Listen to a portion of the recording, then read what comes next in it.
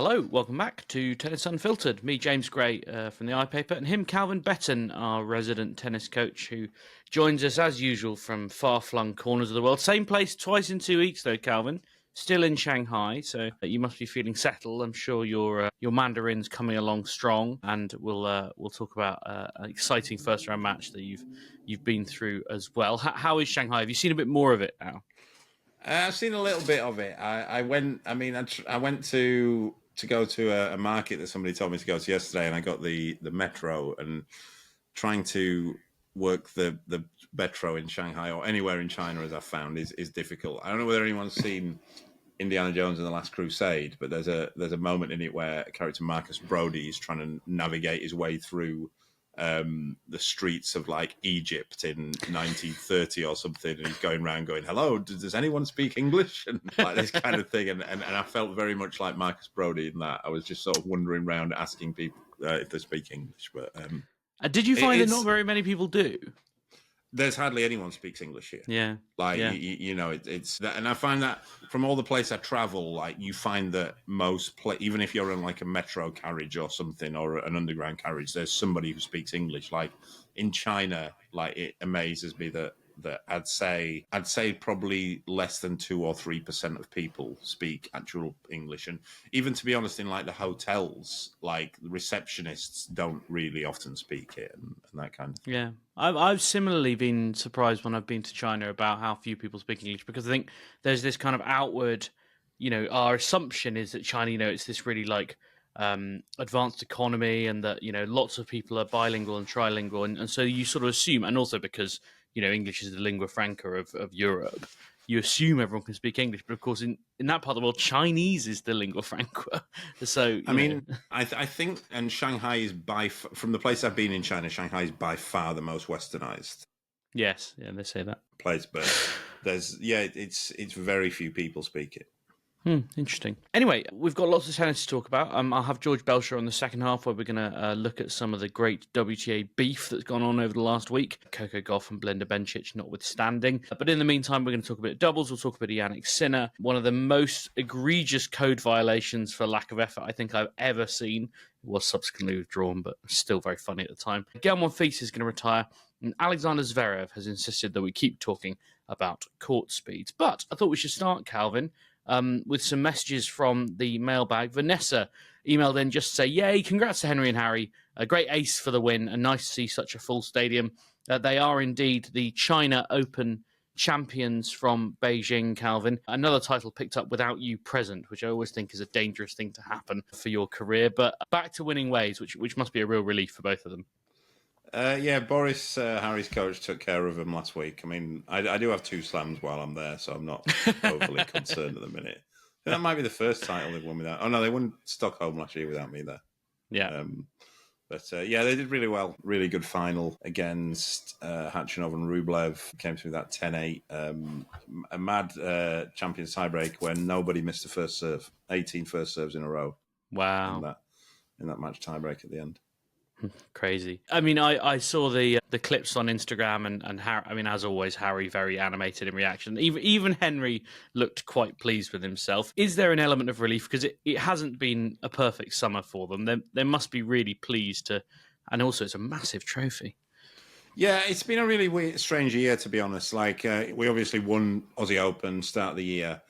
And then after that, they made final in Dubai, lost a really close final, had a few match points. And then after that, kind of like, I wouldn't say had a bad summer by any stretch, but just couldn't sort of get any real sustained momentum going, both in terms of like we kept having teams give us walkovers, like, when you're sort of trying to get a bit of run of form going, and then made a few semis of Masters, that kind of thing, and then like lost out on those, and then lost obviously a heartbreaker Wimbledon quarterfinal. I mean, had match points again. And then the US summer was kind of blighted with sort of injuries and, again, not being able to sort of get any momentum going. And US Open was disappointing for the lads. But then, good to see them back to winning ways this week. Last week, in Beijing, and that's it's the first. It's actually the first. Before that they've only won 250s and Grand Slams. I was going to say, this is yeah. starting to fill in the gaps in the CV, which is excellent. So yeah, on a bit of a roll. Indeed. And then they turn up in Shanghai, reunited with you, where you've been working with Luke and Sander, and then the draw gods turn up. And I mean, we've seen these two pairs, or not these two pairs, I suppose. We've seen you have players on both sides of the net before. I can't remember it being in the first round of a Masters before, although I could be wrong. Lots of listeners getting in touch in between the draw and that match. Murph said, my question is, as a coach, how do you handle it? You obviously have inside info, but it's not like you've coached one team and now moved on. Like, for example, Thomas Vitorovsky, who used to coach Iga Swiatek and now coaches against her. You actively coach both. Do you dispense tactics to both and sit in a neutral zone? As I'm watching while I compose this, I'm trying to see if the camera picks you up hiding anywhere. Does it happen often? Maybe it's not a huge thing, but I'm fascinated. Well, how do you deal with that as you had to a couple of days ago, Calvin? I mean, it was a brutal draw, yeah, but especially because Luke and Sander, there were numerous scenarios where they could have got seeded. They would have been the next seeded pair, where basically over the last week, they had a match point last week and lost the match. If they'd have won that match point, they'd have been seeded. There's another pair, I think, a couple of weeks before who saved about 3 match points in 3 different matches and eventually won the title, and they got seeded, and like so many different ways could have landed up in a seed. They didn't, and then they, of course, went and got the second seeds, which were Henry and Harry. What do I do? I'm quite sort of strict on what I do. I don't discuss tactics with either pair. When the match is going on, I sit neutrally. I don't sit in either of the boxes. I sit in the middle usually, and I don't coach mid-match to either of them. That's the kind of toughest thing for both of them when they're kind of struggling a little bit and, can't say anything. I have to really bite my lip there to do that. And then, and then I go to the pre-match warm-up with both of them. I, watch them warm up and then chat with them and say, best of luck. And that's it. It helps because, they get on great. Like Luke and Henry are really good mates, and Luke gets on great with Harry, and Sander gets on well with the other two lads as well. I mean, yesterday when they were out, so Henry and Harry had a day off yesterday, and Luke went and practiced with both Henry and Harry separately because they did separate sessions yesterday. So they both used Luke as a hitter after they knocked him out. After knocking him out. Yeah. But yeah, look, the thing I was happy about was it was a good match. It was a high quality match. It was so hot. It was roasting. At the end of the second set, Luke had to go and fully change his full outfit behind the courts. Actually, there's there's behind the court, between the court and the walkway, there's like a sort of privet bush. And he just went and got changed fully there just to make it quick. And I mean, towards the end of the set, like Luke missed a few first serves, and I could see he was kind of muscling his serve a bit. And then, I would have told him that, but then I didn't realize what happened is that he basically his grip had got so wet that he was having to grip his racket even stronger than he usually would to stop the racket coming out of his hand. Oh, wow. And because of that, then it was like losing his sort of looseness and relaxation in the arm. Oh, crikey, okay. Yeah. So it really is. So conditions are not easy then. I mean, I've got to say, we were saying today, I think it's the hottest I've ever experienced. The humidity as well. Like it's not right. The actual temperature you've seen. It's like I think it's 31, which is hot in itself. But I think yesterday was 31, feels like 44. Wow, centigrade. That's wild. And Luke was saying his wristband, his sweatband on his wrist, was sliding down onto his hand. It was so wet. Good Lord. And I think Tiafoe went through. Somebody told me Tiafoe went through 14 shirts in his match the other day. I mean, he is a very sweaty man. He is a man who sweats. I saw De Minaur went on with 4 pairs of shoes. Luke went on with, I think, 3 pairs of shoes yesterday. I think he changed his shoes twice in the match. Crikey. And that combined with and I guess we're going to talk about this a little bit later, we might as well come on to it now in some ways, it's also some of the slowest conditions around, right? The courts are very slow in themselves, which I think we're going to come on to later. And then because of the humidity, the ball fluffs up more as well, which makes any ball slower when it's fluffer. It has less it's less aerodynamic through the air. So yeah, it's very, very slow conditions. Well, I mean, we might as well talk about it now because I think it's interesting, and you've had some experience of it over the last few days, and will continue to, because you are fresh off a win. I think it's interesting. I couldn't quite believe I didn't watch the match you've just coached through, but no breaks of serve, only I think points against the head in 3 tie breaks. That's not a scorecard that would suggest very slow conditions, but I guess you can still serve well when the ball's not moving quickly. So 6 points against the serve with the tiebreaks, 3 of them were double faults. So yeah, no, I mean, look, they're playing with a Yonex ball here. The Asian swing has been doing that. So Chengdu had the Yonex ball. I think Hangzhou had the Yonex ball, and Tokyo had the Yonex ball, but Beijing didn't. Beijing has a head ball. The ball actually seems to be getting quite favourable reviews from the players, but the problem is it's so humid here that after, so while the ball is brand new, like maybe for a couple of games, it's normal paced. The courts are very, very, very rough, so they're scuffing the ball up as well, and then you have the humidity factored into it, and the ball is fluffing very early. Like, for example, I know that the other day with Luke and Sander practiced. They played a practice set with Bolelli and Vavasori. And Bolelli and Luke had a rally. Their first rally that they had was about 40 shots. And both of those guys hit the ball pretty heavy with a lot of topspin. And then, like, when I got the ball as soon as that rally had finished, and it was like an old ball. I said to Luke, I said, "Oh, I think that's an old ball." He was like, "No, it was new when we started the rally." It was just done for. But yeah, I mean, look, it's the same as anything. I mean, what happened today was that all 4 guys serve spots very well, and if you do that, no matter the pace, it's still going to come through pretty quick. And also, like in doubles, you don't have the rallies are not so long, so the balls are not getting worn down at the same rate as they are in singles. But it still can get still pretty slow. But yeah, so. But yeah, it's very. I'd say it's very, very slow. It's probably the slowest hard court that we've had this year. I know some people were saying Indian Wells was very slow, but again, the problem with Indian Wells is slow, but they play with the pen ball, which is crap. So like that, it's always difficult. That's what I was saying in our WhatsApp group, James, earlier. That when you people talk about conditions, you got to factor in 3 things. In that it's the court surface itself can be slow or fast. And then the ball, is the ball a fast ball or not? And then the conditions as well. Is it humid? If it's hot and humid, it will get even slower. If it's hot and dry, it speeds it up because the ball goes through the air quicker with dry heat. And if it's hot, it's like a golf ball. It will go further in hot conditions. And so when we talk about like speed of court, for example, like Toronto, the courts there are very, very fast. But they also use the US Open Wilson hardcourt ball, which is a ball that is specifically made for medium to slow hardcourts to make it more durable. So when you put a ball on that is it's a fast ball because it's made for medium and slow hardcourts, and you put that on a fast hardcourt, you're basically like trying to play with a golf ball. Yeah, at that point. Yeah.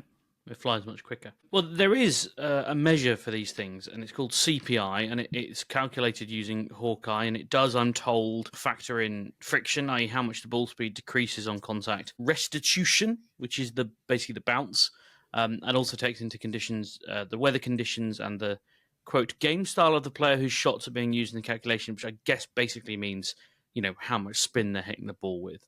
But it's not perfect. But if by that CPI, Shanghai is 32.8 compared to 42.4 last year. For comparison, Indian Wells most recently was 31, Toronto, which you mentioned, was 44, Cincinnati 43, Paris 45. I mean, do you think these courts are good for the tennis that they're producing, Calvin? It's hard to see that they would deliberately want it to be this slow again. Listen, the best tennis overall to watch is usually on a medium pace court. But I know we're going to come on to court speeds with what Zverev and Federer were talking about. And, I do think you need variation. I really do. But sometimes it can be too fast and too slow, though. I think the tennis here, has been pretty decent, other than the conditions are just brutal. They're just brutal for everybody. Like, just... last night we went out. We knew we were going to be playing night session today, so we practiced at night last night, and I hit a few serves to Henry and to Luke for them to practice their service partner stuff, and I was wet through just after hitting about 40 serves.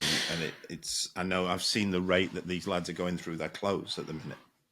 I mean, I tell you what, when you see Novak Djokovic struggling, he's probably Well, one it's of funny the because fittest. today, when the lads came off today, the guy who runs the locker room here, he said, "Oh, we've got both ice baths. Both ice baths are full if you want to use them." And Boris, who's Harry's coach, said, "Oh, Harry has never used an ice bath. I don't think he'll want to use it." And he said that, well, no, neither had Novak Djokovic till the other day, and he took his first ever ice bath. Wow, that's Yeah. amazing.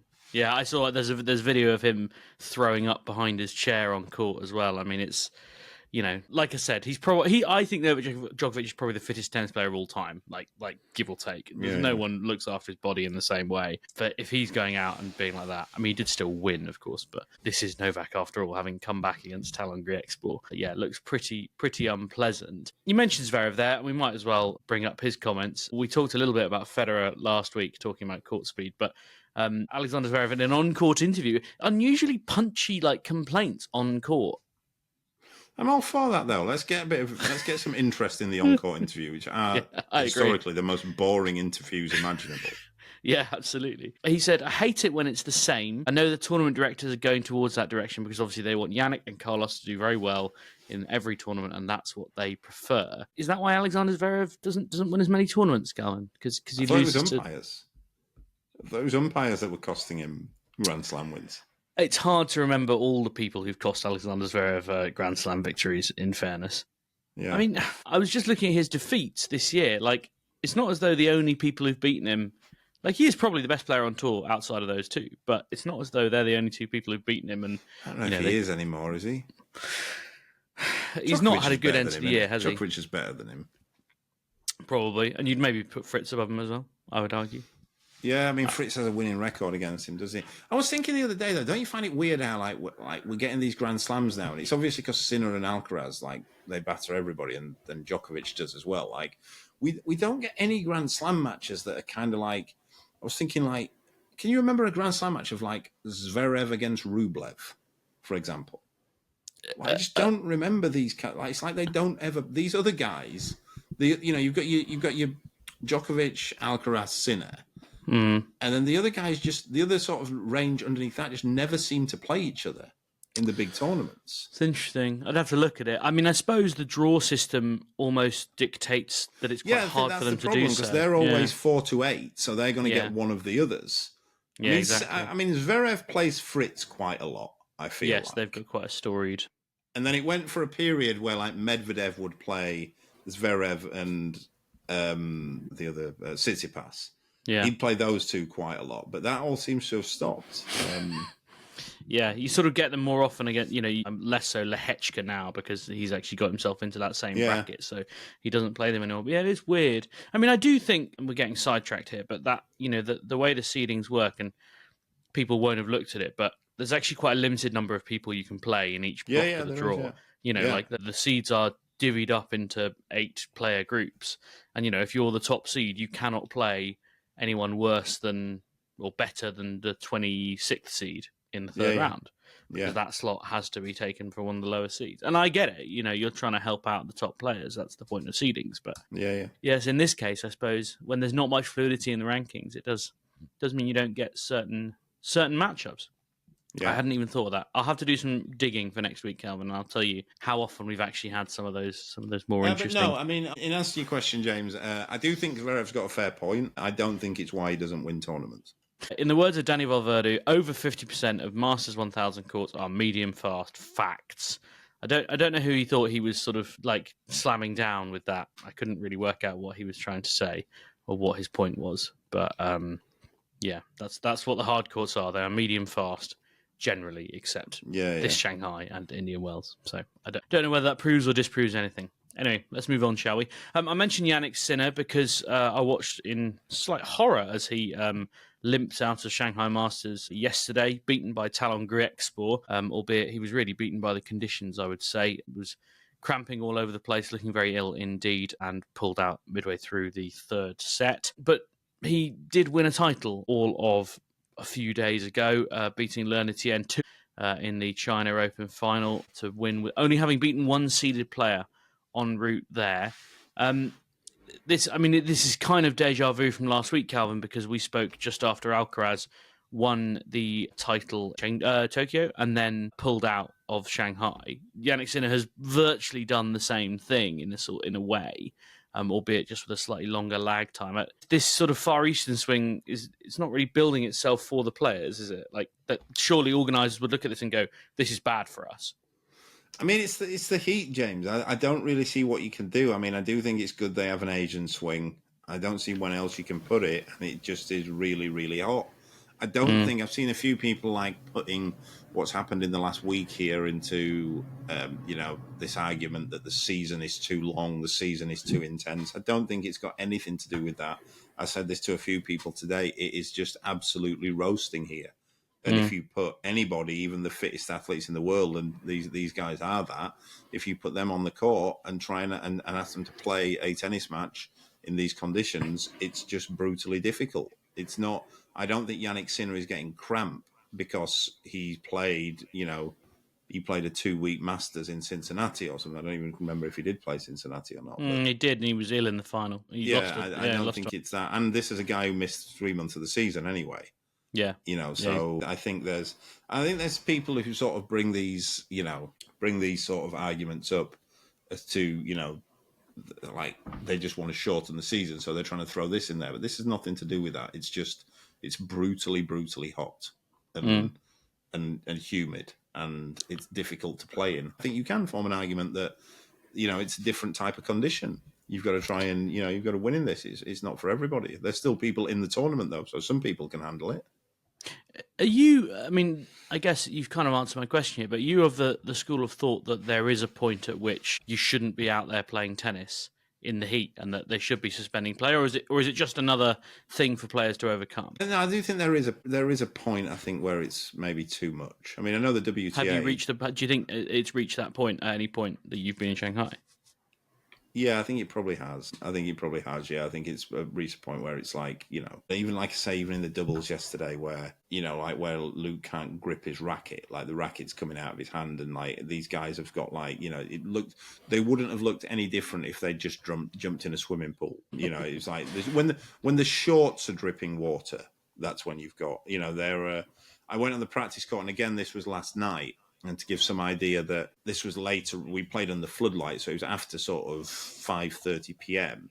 And I went around Luke's side of the court, and the baseline was wet through. And he said, "That's my shoes." The water was coming through his shoes. Wow. And that's not really a spectacle at that point, is it? Like, it's not good to watch. No, I think it's not. I mean, I was asked yesterday like how the match was, and I said it was. For different reasons, I said it was an enjoyable match that I didn't particularly enjoy, and that's. I see. I think that's kind of about it. But I think it probably had. There's been a few days. I mean, the whole week, to be fair, is. But again, it's what do you do, James? You can't. You've got this tournament on.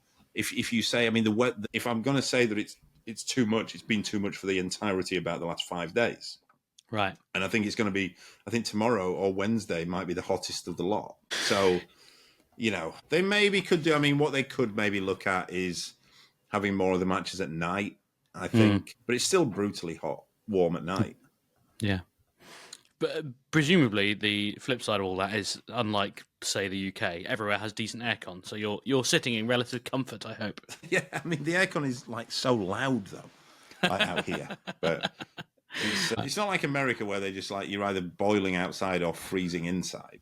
Right, okay. It's all right. Well, maybe everyone needs to be a bit more sympathetic to it, not least the umpires, because I think this is the funniest thing I've seen in the tennis court for a while, which is while Daniil Medvedev was just hobbling with cramp against Le Natien in Beijing last week during the semi-final, he was subsequently coded for lack of effort. I mean, I'm really glad, and I will give the tennis authorities some credit here, which I very rarely do, that they did at least afterwards drop the fine because they were like, okay, maybe that was a mistake and unfair. But I don't know if you've ever seen someone coded for crap. I've never seen that. I mean, I guess you could argue it'd be silly, but you could argue a time violation. It's tough to I've seen that happen. I've seen people get coded for like unable to get to the service line in time. Basically. I mean, it's tough to do someone for lack of effort when they literally can't try. For anybody who's had cramp. I mean, whenever I have cramp, it reminds me of that amazing Kevin Keegan quote when he says like having cramps worse than having a broken leg. I mean, it's definitely not. But it's pretty bad, but it's not as bad as having a broken leg. I think cramp it's one of those ones, and it's, if you've ever played football and rolled your ankle, the immediate split second it happens, you think something absolutely horrendous has happened. I like the number. I've only done it 3 or 4 times, but when you've rolled your ankle, and in that first 0.3 of a second, you think, "Oh, I have my foot's fallen off. Like I have completely ruptured all of the ligaments." And I think cramp is the same. That very initial, just split second of pain is like, I see. I have torn 4 muscles in my leg, and then you sort of I mean, I always yelp, and then I mean, it can lead to more serious injuries though, because I mean, personally, when I was playing, I played a match where it was a long match. It was at Ilkley Tennis Club, and I played a lad who I'd beaten. Like I'd never lost to him. I think I'd beaten him about 5 times before. We're always relatively close. And towards the end of the match, I think I remember it. I remember it exactly. I was 6-5 up. I was 6-5 up, and he was serving, and I think it was 30 all, and I got a match, and I won the point, got a match point, and as I got it, my calf just fully cramped. But I thought, a match point up here, so I'm gonna keep going. And then that game ended up going to about 5 deuces, and I was in such pain, it was unbearable. Then he held, and then we played a tie break. And I think the tiebreak ended up being something like 10-8 in the 7-point tiebreak. And then I lost the match and came off. I couldn't walk by the end of it, but then came off. And then the next day woke up and it felt horrendous. So I've called the physio I used at the time and said, "Look, I need you to have a look." And he had a look, and then I had a scan. And the cramp, so when it cramps, your muscle kind of twists. That's what happened. And it cramped so much, and because I'd kept playing, the muscle had ruptured, and I had a load of internal bleeding in my calf. Oh, wow. And it actually ended up putting me out for about 2.5 months. I didn't realise you could do that at all.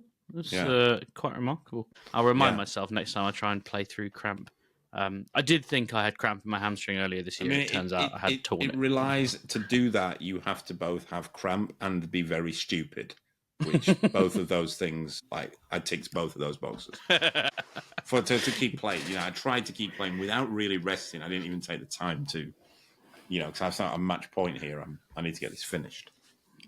Very good. Right, before I let you go, Calvin, because I know it's getting late in your part of the world, but we should note that Gael Monfils has announced that he is to retire at the end of next season, which, I mean, giving like 13 months, I assume he's going to play Paris Masters, so he's effectively giving his 14 months notice on his career, which is, what is it with these French blokes and making sure they have a long retirement career? I don't know. Is Gasquet still going? Like, is that...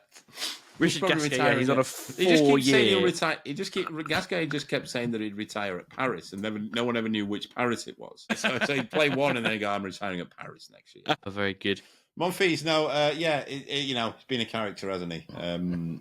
Some people say he didn't fulfill his potential, but as I always say, tennis is a sport where you always fulfill your potential, and that's probably what he did do. He was a very good top 20, top 10 player for a long period of time, and outrageously entertaining to watch. And what I will say is from the time I've been around him, a phenomenally good guy. Still always always says hi to me when I see him, always gives a fist bump, and I'm quite sure he has no idea who I am. But still, every time I see him, gives a nod and a fist bump, and he does that with everybody who's around the place, and just a really, really nice guy. That's very positive. Yeah, world number 6, his highest career ranking, 13 titles, 2 Grand Slam semi-finals to go with it as well, and did actually play in the Tour Finals. I forgot he made Tour Finals one year. I mean, he's probably, all things considered, probably the best athlete that tennis has ever seen, I think. It's hard to think. Yeah, I mean, some of the things he's able to do on a tennis court, some of the point extension stuff is absolutely ridiculous. I suppose when people say, Calvin, he hasn't fulfilled his potential, they will be looking at the fact that he won 3 junior. I know junior tennis is junior tennis, but he won 3 junior Grand Slams in a year, and everyone goes, "Well, this guy's the next big thing." And it was also, just looking at the year it was, 2004. We were really on the lookout for the next big thing because, Sampras had retired, Agassi had just about retired, Leighton Hewitt had been world number 1 for 2 years, and we were all wondering whether life was still worth living. And Roger Federer had only really just turned up, I suppose. So, But wish him all the best. I mean, we will no doubt have this conversation again and again as he has various farewells over the next I mean, he's still 14 months. competitive as well. It's not like, when Gasquet announced it, he was like, kind of like, I mean, a lot of these guys, they're on the route out. Like Monfils, I'm not saying he's competing. I mean, he even said in his statement that I've never won a Grand Slam, and I'm not going to pretend that I'm going to try and do that next year or something like that. But he's still like, Master 63. Series, yeah, and on merit. It's not like he's still winning rounds, still doing well. Yeah, quite remarkable, really, and that is the end of an era, you would say. That great golden generation is finally. There's still Djokovic. No, I mean in France. In France, yeah. Tsonga, then Gasquet, now him. Simon's gone, obviously, and I think he's the last one, really. So time for the next generation, les prochaines, to pick up the. They're kind of already there, though, aren't they? The next generation. They're losing quarterfinals, so yeah. Yeah, that's their real wheelhouse. Tell you what, no one does fourth round of slams better than the French. I mean, I'm sure those in glass houses shouldn't. I mean, we dream of fourth round. That's a success in British tennis. I know we've had a few wins. We've got one bloke who's won some. So. Yeah, that is something. Anyway, Calvin, thanks very much for dropping by, taking time out of your Far Eastern schedule. Hopefully, you survive the heat for the rest of the week, and who knows? Hopefully, Henry and Harry are on another big unbeaten run. I will get George Bellshaw in a moment.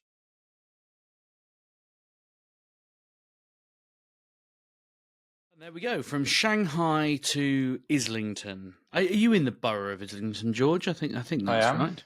I am. Indeed. I was going to say Arsenal, but Arsenal, of course, isn't a place.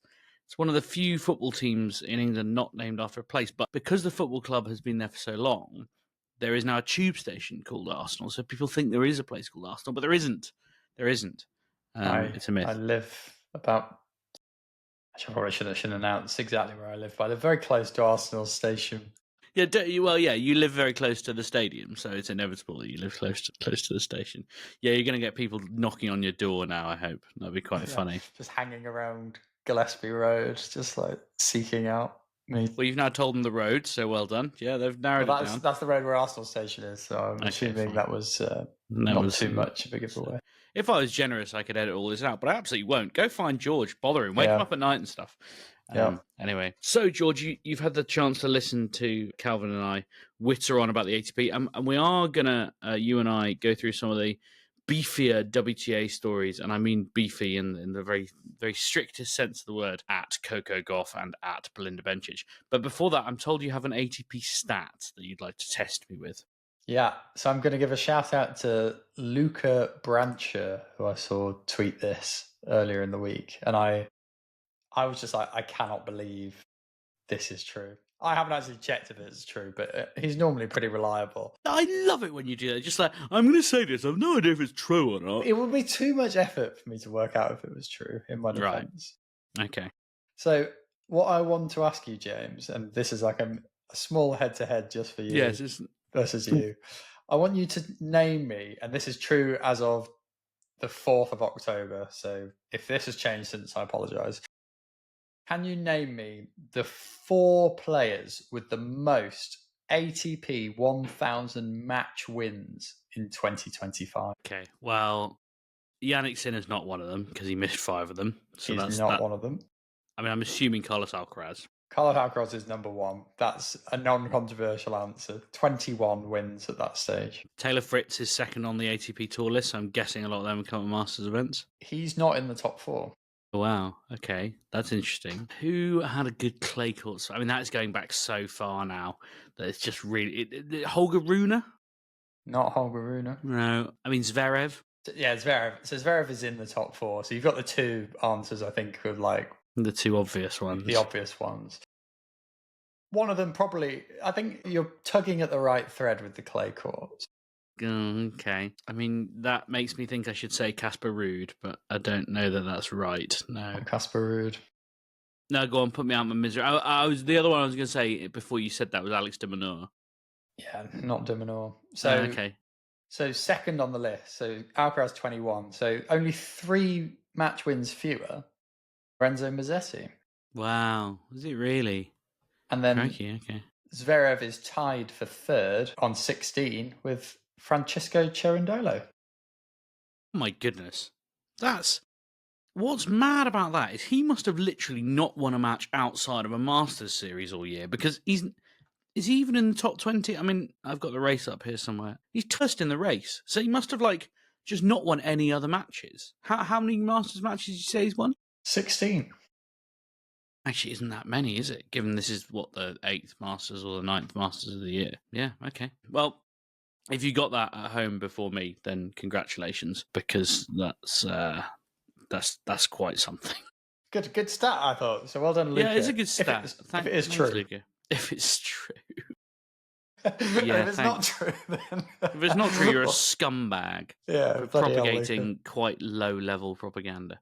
All right, well, that's as much men's tennis as you need to listen to for the rest of this half of the podcast, probably. In the meantime, we're going to talk about Sonay Kartal a bit briefly.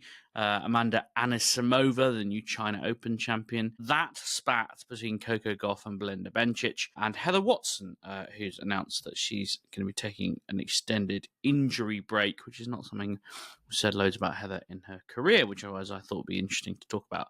But I did really want to start with Coco Gauff and Belinda Bencic because it just seemed like such brilliantly classic tennis, low-level nonsense between Coco Gauff and Belinda Bencic in Beijing. I do wonder whether some of this is a product of the time of year and the fact that, certainly on the women's tour more so, although some of the men have said it as well, everyone seems to be knackered and getting a bit grouchy. Basically, what happened was, as far as I can tell, is Belinda Bencic wasn't happy with Coco Gauff's team cheering and things. Whether they crossed the line or not, I don't know. At her end of the court, she started complaining to the umpire. Coco Gauff sort of interjected to defend her team, at which point, in classic tennis player scenes, Belinda Bencic says, "No one's talking to you. Your team is chatting. I'm too old for these mind games." Belinda Bencic, 28. There, by the way, not quite a total veteran, although I suppose she has been around quite a long time. Afterwards, Gauff said, "I knew she said something to my team, but I didn't know exactly what. They told me she said, 'Shut up.' I didn't hear it, so I can only go based off what they said. I was telling her to be respectful. I've been nice with her team off court. We've been nice with each other. I just didn't like that comment towards my team. We've moved on after that. I haven't spoken to her since. She's entitled to how she felt, and I'm entitled to how I respond." I have a lot of respect for Belinda. I don't know about you, George, and maybe this is just because my upbringing was so achingly middle class, but "shut up" when I was small was sort of like a swear word in my house. You would get in trouble for saying it.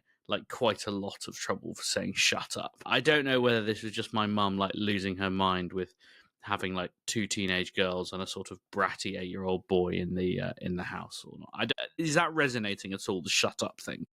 What it made me think there, James, was actually, I swear in the workplace quite often, not as in at people angrily, but I might drop the odd fuck or whatever, because I've got a possy mouth, but I would never tell someone to shut up. I think that is a really it's worse, isn't it? Thing. So it's way worse. It's worse than telling someone to F off, I think. I think it's really, really rude. Yeah. Yeah. In a workplace. And clearly my mum agreed. Yeah. I mean, it is great. I do think you're just starting a fight you don't need to start there. Even if you think that Coco Gauff's team are playing mind games, which is not very likely, I do think if you start mouthing off at the other player's box, you're kind of, especially when you're losing, kind of putting yourself in a position where you're never going to come off looking like the good guy, I think. And I like Belinda Bencic, and I think we all think that she's a good person to have around. But it was just one of those things where it's just absolutely sumptuous. I enjoy the sort of sentence from Gauff that sort of says, "We've moved on now. We haven't spoken." So you've moved on is what you really meant. Is I've moved on because I won. And she's no longer in the province, so it's fine. I don't know. I thought it was interesting because it's very rare that these things do happen. It's very rare Coco Gauff's name's in a story like that. I can't remember the last time. The only one I can think of, it's not the same, would be the Olympics, where she had a fight with the umpire over, and she was completely wrong, by the way, Yeah. She started crying behind the baseline, and that but was there were a pretty couple unsavory. that year, weren't there? I think there was one where she was justified about that probably played into that a little bit more. But you don't really get that many spats between a team and a player, do you? No. Like the famous one, obviously, being Mirka Federer and Wawrinka. That was one of the all-time clashes at the ATP finals where Stan really kicked off. And apparently that got really heated behind the scenes by all accounts after the match and stuff as well. So that they're obviously compatriots, played together a long time. Stan was really pissed off about that by all accounts. And I don't think Federer was even pleased by Stan's response. Normally, it's more you sometimes get the players being a bit annoyed. Not that often with the fans. I was thinking of then Kim Sears, Andy Murray's fiancée, she was. That was with a good Thomas one. Berdych. Now, I don't think that Berdych noticed it at the time. I think she got picked up on TV mouthing something like, "Have it, you Czech flash." Just like what I love is like Thomas Berdych, not someone I think of as flash. Like there are many words I can think of to describe Thomas Berdych, but flash absolutely isn't one of them.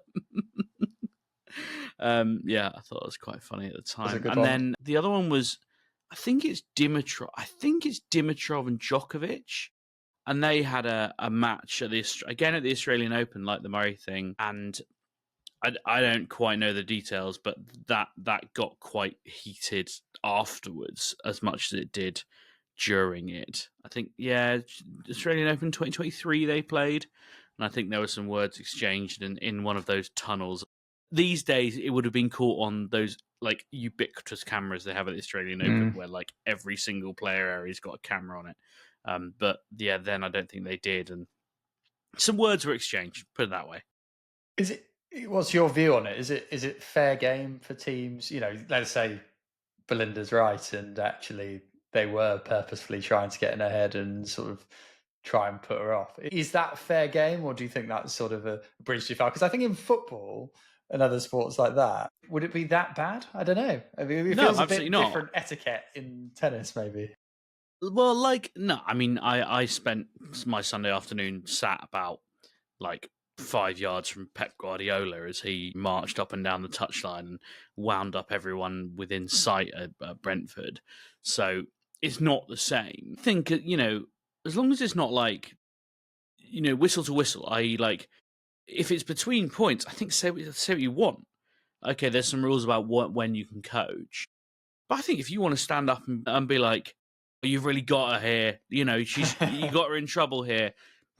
It's a competitive sport, mate. Get over it. We've got to ask Calvin, isn't it? Really, what's the closest to the line? He's gone. That can be a listener question from me for next week. I mean, yeah, last week he did tell us the worst thing he thought he'd ever heard on a tennis court, which was quite punchy. So I wonder what the worst thing he's ever said. I mean, I know he and Ben Shelton, and I'll let him tell the story, but I know he and Ben Shelton had a bit of a not a face-off, but there were some steely glares exchanged over some things that were said during the French Open match. But I think it was when Henry was still playing with Jules, and they played Shelton and I think Max Purcell off the top of my head. And Calvin made some comments that Ben Shelton didn't like. I'll be quite disappointed if Calvin then didn't do the phone hang-up thing when they won. But I'm guessing that didn't happen. No, not least because I think Shelton and Purcell won. Oh, no. I think that's right. Yeah. I think it was. Yeah, it was. Henry and Jules were still kind of feeling their way out on clay that year. I seem to recall, so it didn't quite work out. But yeah, that's anyway. Well, I'd be interested to know other people's thoughts. tennisunfiltered@gmail.com is our email, and tennisunfilteredpod is our Instagram, and I do read that inbox. So if you've got comments or things to say, then we'll read them. And whether we read them out on air is neither here nor there, but we might. You never know. I had someone message me on Instagram this week, not one of our listeners, I suspect, asking me if I wanted to start an OnlyFans account. So that was exciting. Good bot action, probably. Oh dear, George. I used to work with a guy who would quite religiously tell me every time he got a spam email, being like, I've seen your profile and I'd really like to invest in your business, or like, and he was so earnest. I won't name him because it's unfair, but every time he'd be like, He oh thought it no, was real. yeah, but it's a great business opportunity. And I remember when I first started working there and he said it and I was like, no, mate, I think you're being scammed. And then, yeah. You know that stat, like, every 6 hours someone in the UK is scammed out of their life savings. Like, he was that guy every 6 hours. But yeah. Anyway, should we move on? Should we talk about some successful tennis, not your OnlyFans account, which I Yet can't. to exist, but soon to be successful, according to whoever this is. George Belhor. Anyway, should we talk about Amanda Anisimova? She is the China Open champion. A fine run, and Amanda Anisimova's golden year just keeps getting better. She beat Linda Noskova in the final. She hammered Coco Gauff in the semi-final, 1 and 2, and actually it very much could have been love and love. Like, there were, a couple of points gone a different way, and she really would have hammered her. She was all over Coco Gauff on serve. The double faults were back. And then in the final, she went 6-love up, and we were all going, it's a Wimbledon repeat, but in reverse. And then the unforced errors, they came in a big way in the second set, and she lost at 6-2, but she was able to fight back. And George, I think that's one of the things that I really took away from this run and this match. She came from behind. She was set down to Mukova. She was set down to Jasmine Paolini. And then she wasn't behind to Linda Noskova, but, the momentum can shift against you in those matches, particularly a final. And, when the ball's starting to fly out and you're not hitting it like you can, you do presumably get flashbacks to some of the Grand Slam finals you've played that year and not played very well. And she came through it. And I think that's, if this is Amanda Anisimova leveling up, then, watch out the rest of the tour, because if she's whacking the ball well and she's conquering mental demons as well, I think it's going to be very hard to beat her. Yeah, I mean, it's been a phenomenal summer for her, really. Obviously, the heights of beating Sabalenka to reach the Wimbledon final was then followed by a huge low in that Wimbledon final, and there were a couple of tough tournaments after that where you're sort of thinking, oh no, has the stuffing kind of been taken out of her, only for her then to bounce back, have a massive win over Swiatek at the US Open, putting a much better performance, even if not perfect, in the final, but sort of demonstrate real steel in beating Osaka on her way through there as well. And to now sort of follow that up, win a 1,000 title, beating, you listed Gauff there, but there was Paolini on that run, there was Mukova. That's not a bad set of results to pick up a big title.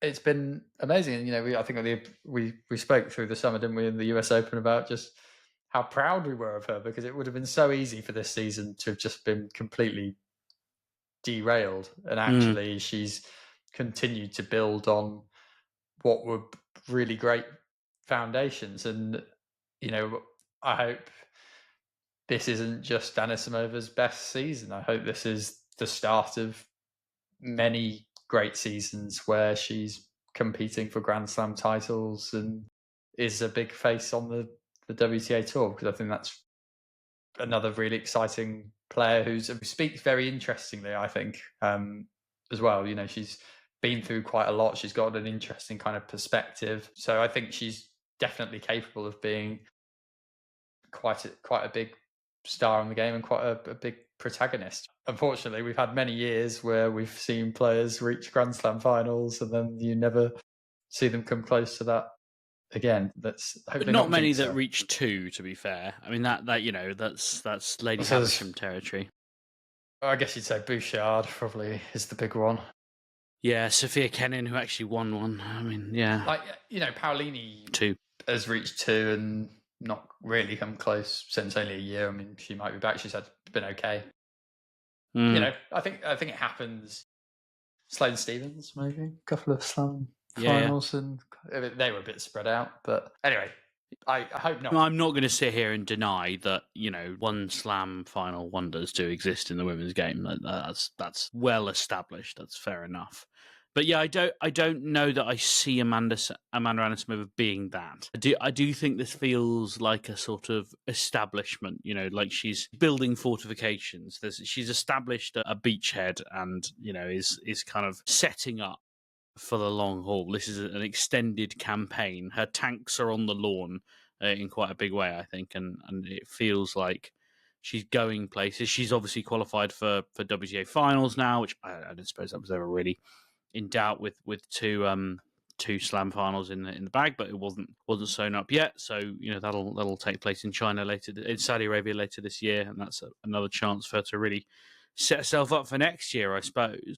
I mean, she's not a million miles behind Iga Swiatek in terms of points. She could be world number 2 by this time the Australian Open comes around. Especially Swiatek does not appear to be enjoying tennis very much at the moment.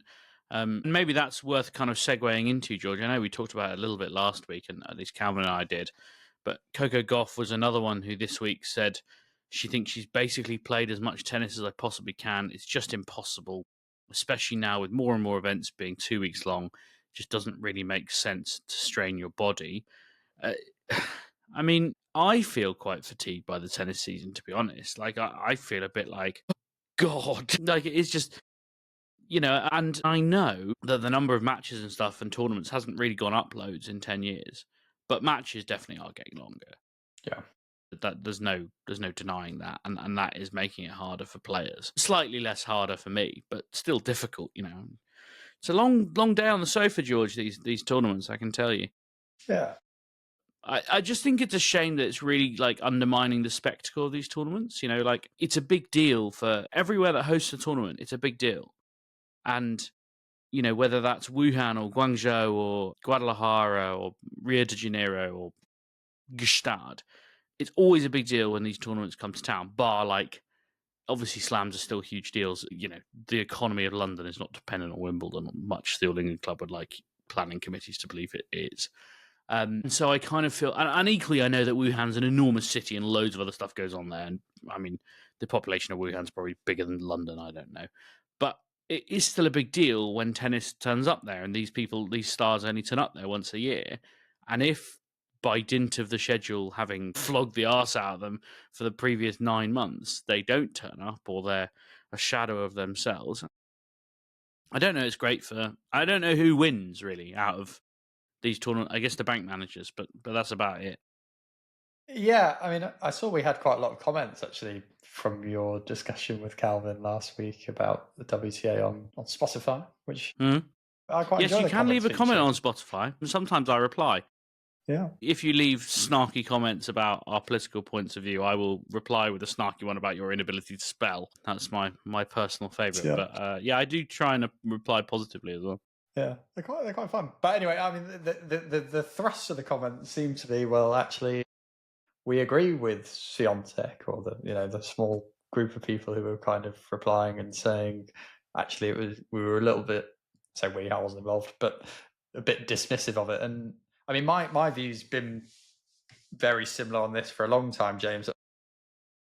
I have sympathy with the players. I think the season is crazy long. I have sympathy with the fans. I think the season's too long to focus on and enjoy properly. I don't think it's set up in the right way. I think I said last week it should end pretty much after the US Open, followed by WTA finals, ATP finals, Davis Cup finals.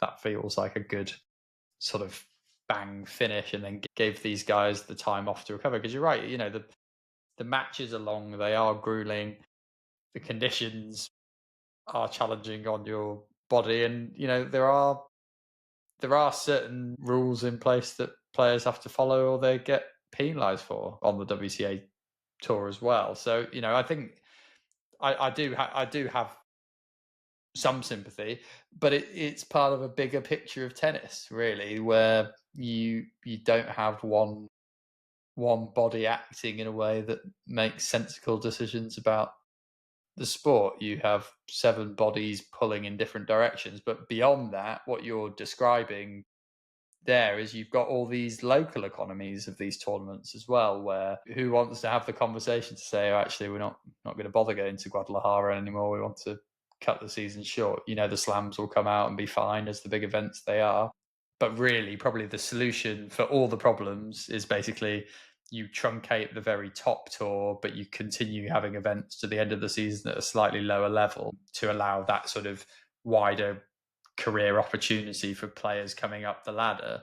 But if you do that, then the tournaments that are at that lower level won't be able to command big names and stars. They won't sell as a product. They won't, you'd need to really move your marketing strategy quite far away from the current strategy we've spoken about of a pool of stars and actually be thinking about that wider story. And I think, when I think about this wide ecosystem, I always think, well, there's been such a missed opportunity with those Netflix documentaries where you could have made the story about the lower rungs of tennis and things like that and kind of attracted people to that sort of attritional side of things rather than just a few stars that people will struggle to kind of resonate with. Matteo Berrettini, basically. That's the one I always think of, is like what you've done there is you've taken a guy who like lives the life of a millionaire, fine, as he's perfectly entitled to do, but who's pretty out of touch with reality and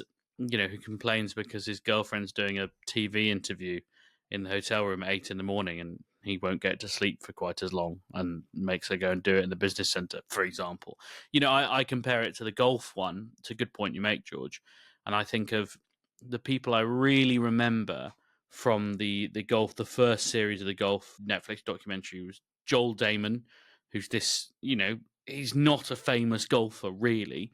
He's a bit of a cult hero, and he also had cancer and recovered and, came back to playing professional golf.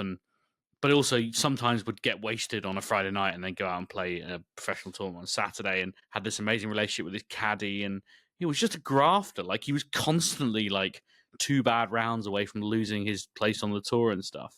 Him, and then Sahith Theegala, who, similarly grafted his way up and had to work really hard. And he's won 1 PGA Tour title. It's not like he's some sort of megastar.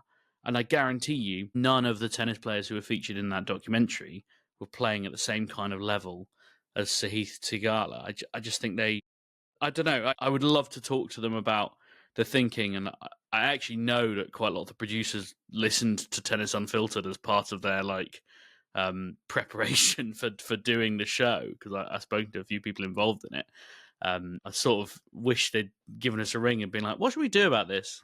Because Calvin could have told them 20 players to go and talk to who would have been more interesting than Matteo Berrettini doing his hair. So, missed opportunities as tennis for you. But to come back to your wider point about the schedule and how to fix it, the problem is that it is already a very squeezed pie, if that metaphor sort of translates. Flat pie? Yeah, I know. I don't quite know how this is going to work. But basically, you're wanting to take away bits of the ecosystem. And as Calvin always says, that people are going to lose their jobs because this is not an ecosystem. There's not a lot of fat in this ecosystem. It's pretty trimmed. And there isn't a lot of wiggle room, really. It's kind of on the edge. So, yeah, it's a difficult problem to solve, I would suggest. I mean, that's kind of similar in all walks of life, really. These things get built up, and actually, at some point, you have to take a bold decision to be like, well, yes, in the short term, some of these jobs will probably be lost, and that this isn't me advocating to get rid of people's jobs, but a good strategic move for tennis in the long term for the health of the sport would create more opportunity. Would be my pitch. And I think Chris Commode and Craig Tiley a while ago, that was probably a lot of what they were trying to sell to people. And whether you agreed with their vision or not, that was an example of two of the sports leaders trying to come together and force these conversations about the calendar. And I think they made lots of mistakes in what they were suggesting they wanted to do. But the principle of coming together, being really serious about, okay, what do we want this to look like collectively? What does tennis that can compete in a modern sports and entertainment market look like? How do we all pull in the same direction to get there? Feels to me like a conversation just tennis never even slightly gets off the ground. And that's I think it's disappointing. I'm not saying it's easy, but I think there's so many factors and factors I've not even gone into there. I've bored people on this podcast before with things like the environmental concerns. They've got such like surface level environmental goals as a sport, but really the secret to reducing the most emissions would be actually having a sensible calendar. And all these problems basically require ripping the whole thing up and starting again, and that's a difficult sell, but it might be forced because you might have the Australian Open that's forced to move because of climate. There are big things that can happen that might force that conversation a bit more. But yeah, I have total sympathy with a lot of the players, even though I'm sure on paper it looks very similar to what was there before. But I think there are a lot of factors, and without wanting to be too sympathetic towards millionaires who get to play sport for a living, it is pretty grueling out there. Yes, it is. And all of these problems exist because and also require a solution of more people in at the top of the funnel, more people watching tennis, more people getting involved in tennis, more money coming in. And that is both the problem and the solution. So, yeah, go figure. Thank God it's not our job, if you ask me, because it sounds complicated. We've been dragged off topic, George, and we have two British players to talk about before the end of the podcast. Specifically, and firstly, Sonay Kartal, who we completely wrote off against Mirra Andreeva, and the egg was very much on our faces within hours of the podcast being uploaded because she promptly beat Mirra Andreeva, the biggest win of her career by ranking, her first ever top 10 win into the quarterfinals, where she was beaten by eventual finalist Linda Noskova. She's up to 58 in the world, George. She edges ahead of Katie Boulter. She's now the British number 2 for the first time in her career, I believe. Yeah, she just keeps making us look like idiots, George. She's got the Cam Norrie disease of smashing through the tennis unfiltered ceiling that we keep putting on her. I think in fairness, we said she wouldn't be British number 1 because there was no chance of her winning the tournament, and she didn't win the tournament. I did say she'd probably lose to Andreeva, but the point was more she wasn't going to win the tournament. So I actually think we've held firm there and proved to be great pundits once again. No, look, this is another brilliant result. Despite that gloomy prediction last week, it was set in the context of what a brilliant year she's had, and that sort of surprise that she wasn't above Boulter already in the rankings in some ways, and now of course she is. So that feels right to me. I have to say, I think she's been the better player. Boulter's had some great Billie Jean King Cup results, but I think if you thought back to the sort of standout results this season, I would put Kartal's there, and maybe the one thing that was missing was that statement victory against a top 10 player. So to go and beat Mirra Andreeva, who is someone who I was going to say we all think is destined to win lots of slams and do well. I am starting to slightly wobble a little bit on her. No, George. This is just kind of impatience. It'll happen.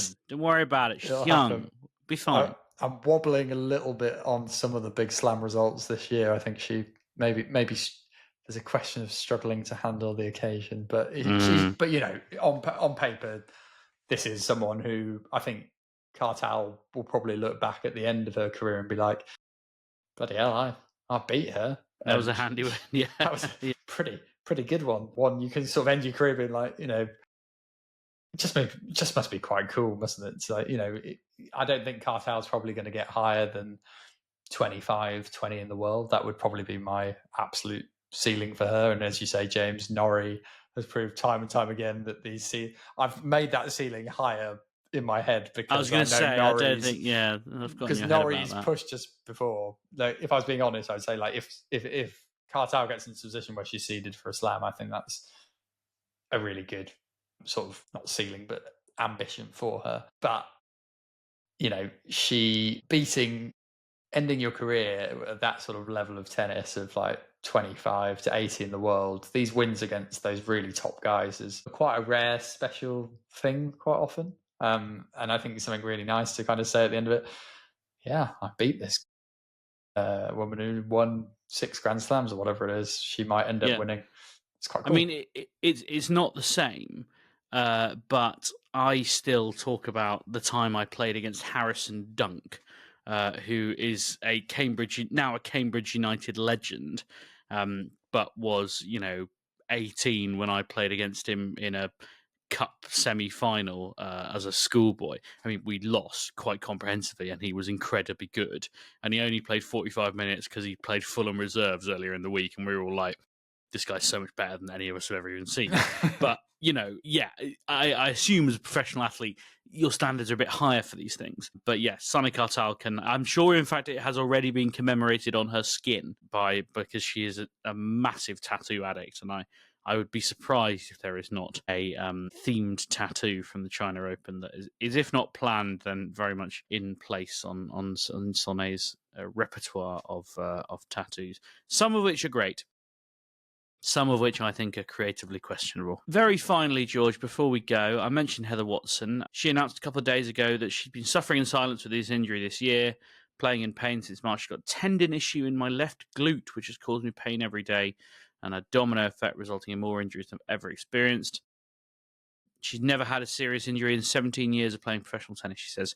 This is the first time I've got a forced break. So she's going to be away from competing until the end of February 2026, hopefully to heal and play pain-free again.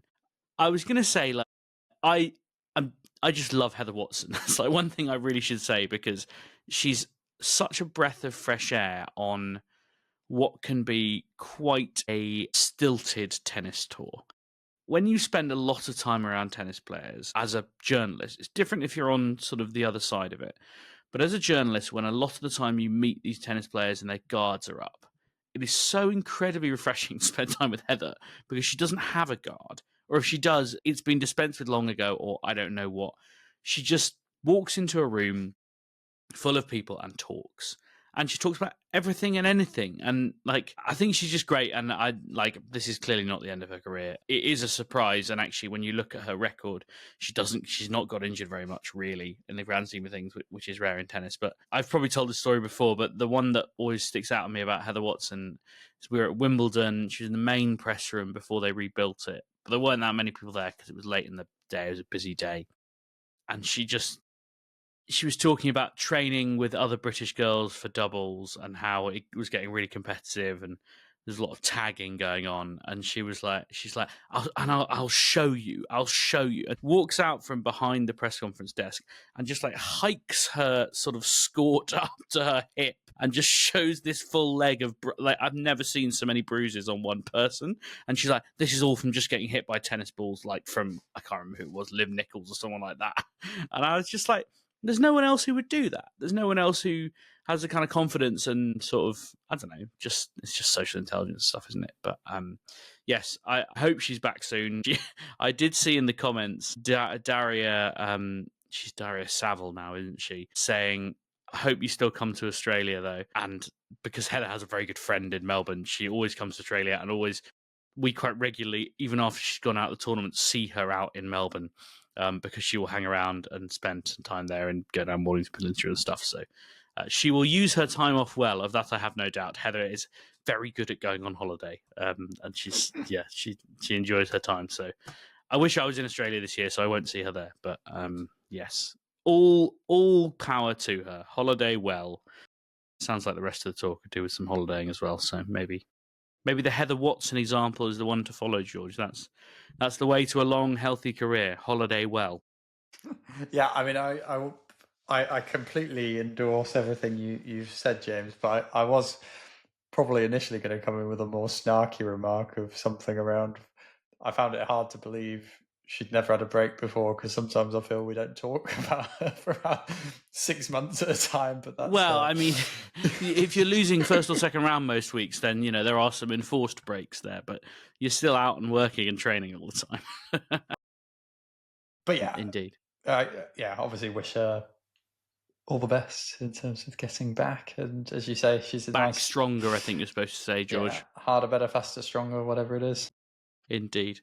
I don't know if I've got any other business, George. I mean, technically, it feels like we've done a very short podcast, but of course, for me, it's a very long one because it started many hours ago while the Chinese time zone was still awake. But that is probably all we've got time for this week.